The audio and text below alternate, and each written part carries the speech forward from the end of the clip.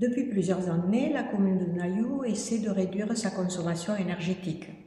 C'est la raison pour laquelle, lors de la rénovation de l'école élémentaire, elle a choisi un système de chauffage par géothermie.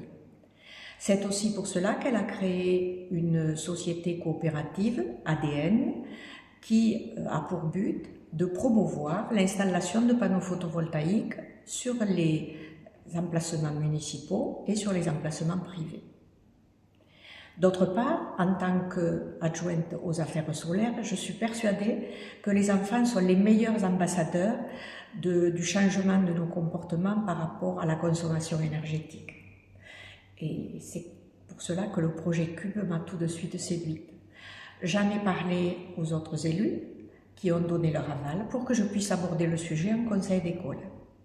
À la suite du conseil d'école, nous avons constitué une équipe de projet composée de la directrice de l'école, de l'enseignante de la classe qui sera la classe ambassadrice.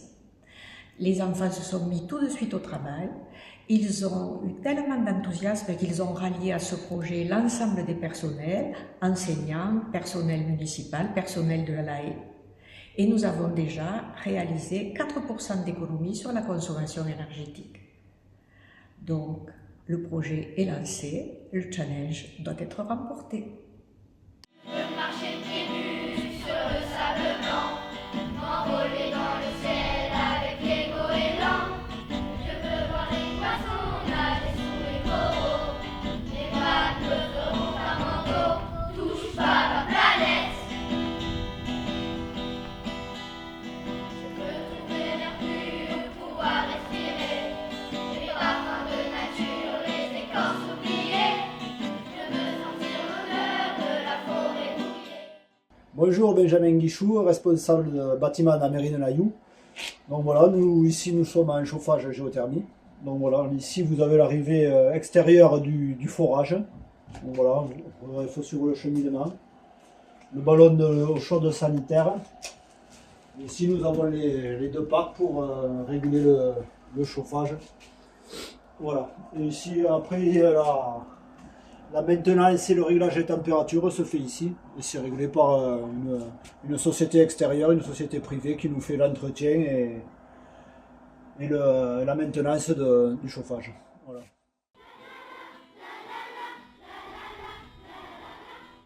Cet hiver, j'ai été conviée donc dans la classe de CM2 de Virginie Stenmetz par les élèves pour me remettre donc la checklist qui consiste à faire des économies d'énergie.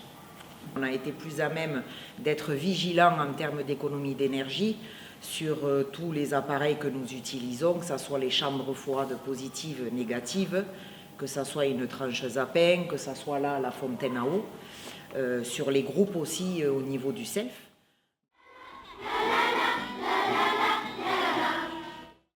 Le fait d'identifier clairement ces poubelles jaunes dans les classes et de les retrouver dans les salles du CLAE a permis du coup d'inciter les enfants à trier les papiers et uniquement les papiers dans le bon bac.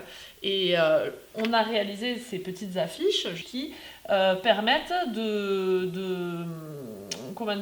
d'encourager les enfants en les missionnant pour vider une fois par semaine eux-mêmes le bac. Donc accompagnés d'un animateur, ils font le tour des préfats, ils récupèrent tous les bacs jaunes et ils vont les jeter dans le bon conteneur. Concernant les thermomètres, du coup, ça nous a permis un petit peu de réguler les températures dans nos préfabriqués et on s'est aperçu que les réglages des chauffages n'étaient pas les mêmes.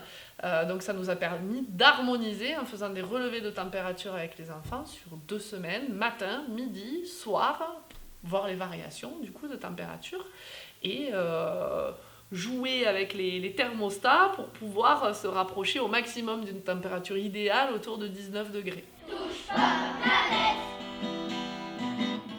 La chambre à tue-tête. Au mois de décembre, avec les élèves, on a cherché à mesurer différentes intensités lumineuses, quantité d'énergie consommée, etc. Donc pour ça, on a utilisé un luxmètre pour calculer l'intensité lumineuse, pour voir ce qui était nécessaire dans notre classe et quelle était l'intensité qu'on avait en fonction au tableau, avec les lumières dessous, au niveau des fenêtres, etc.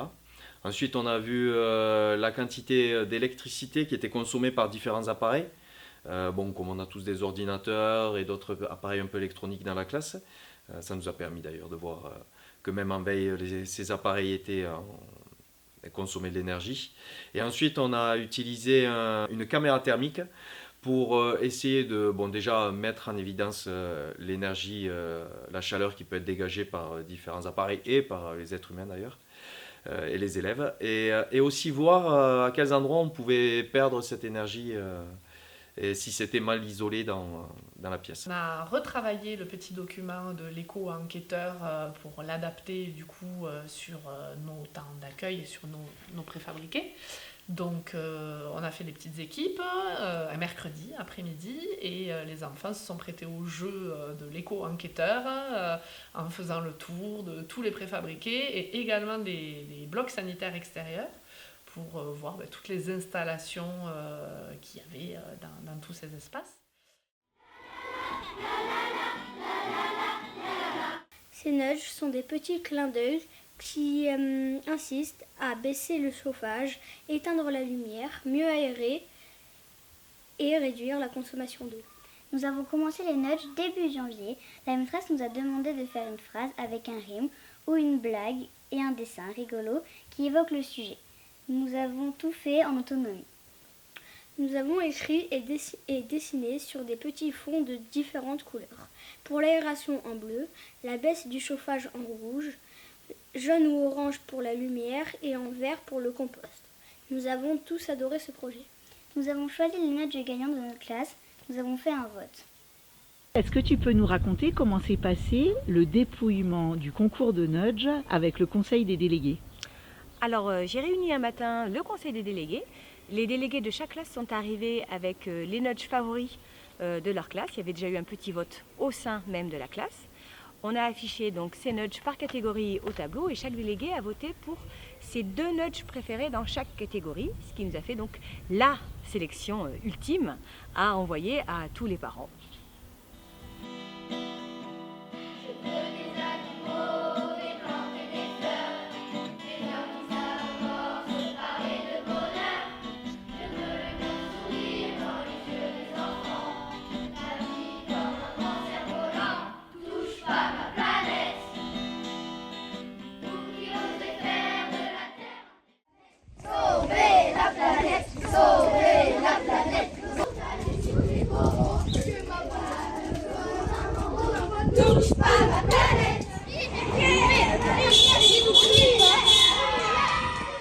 D'accord, donc là c'est des documents qui résument tout ce qu'on doit faire au quotidien pour économiser de l'énergie.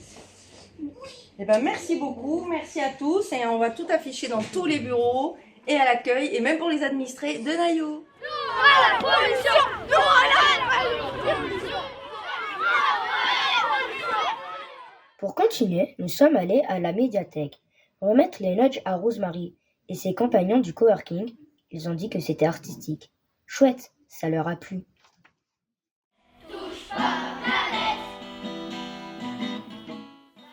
Et voilà déjà une première année de Cube qui s'achève. La classe ambassadrice est ravie de voir combien les idées de Cube ont germé un peu partout dans la commune, dans les locaux de l'école, au périscolaire, à la mairie, à la médiathèque et dans toutes les salles associatives.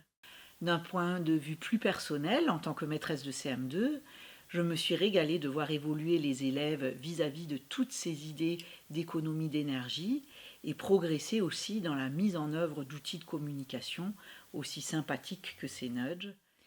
Je suis rassurée de voir combien les enfants sont mobilisés face à cette problématique du réchauffement climatique et je suis plus que jamais déterminée à les accompagner dans la transition qui nous attend.